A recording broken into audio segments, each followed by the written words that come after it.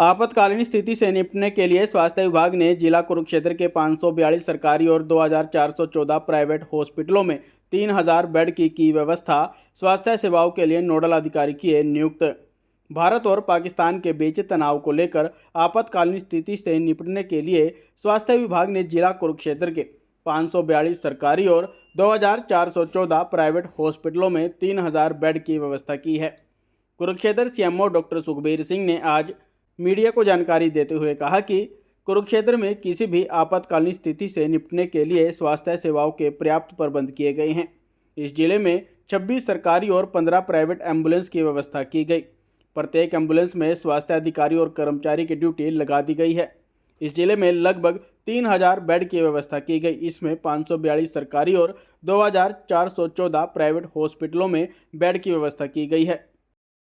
पर क्या कहेंगे जिस प्रकार से तनाव की स्थिति बनी तो क्या कुछ तैयारियां जो है स्वास्थ्य विभाग किसी भी आपातकालीन स्थिति से निपटने के लिए स्वास्थ्य विभाग द्वारा पर्याप्त प्रबंध कर लिए गए हैं। मैं बताना चाहूँगा कि जिले में 26 सरकारी एम्बुलेंसेज और 15 प्राइवेट एम्बुलेंस उपलब्ध हैं, जो सभी वेल इक्विप्ड हैं, मेडिसिन प्रॉपर मात्रा में उपलब्ध हैं। उनमें प्रत्येक एम्बुलेंस में स्वास्थ्य अधिकारी और कर्मचारी की ड्यूटी लगा दी गई है।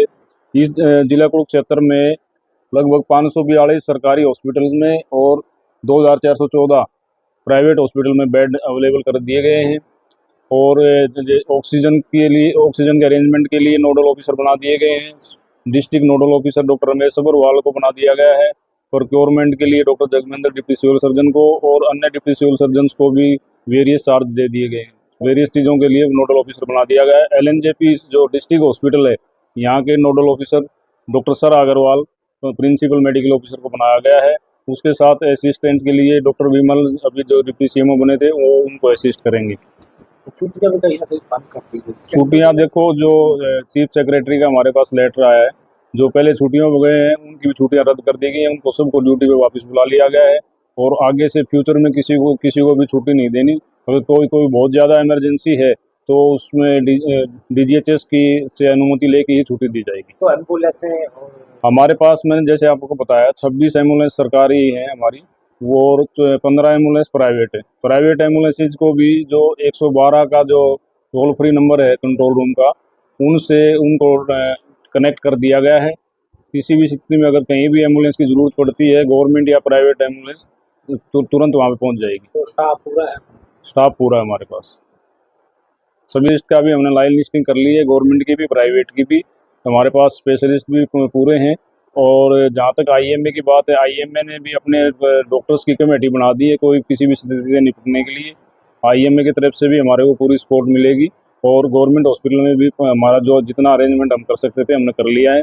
जहाँ तक मेडिसिन की बात है, वेयर हाउसेज में जैसे एडिशनल चीफ सेक्रेटरी हेल्थ ने हमारी वीडियो कॉन्फ्रेंस मीटिंग ली थी। वेयर हाउसेज में HMSCL को डायरेक्शन दी गई है, सभी वेयर हाउसेज में सभी एसेंशियल मेडिसिन प्रोवाइड करवाएंगे और वहाँ से हमारे को तुरंत मिल जाएंगी। अभी हमारे पास किसी प्रकार की कोई स्टॉक की कमी नहीं है।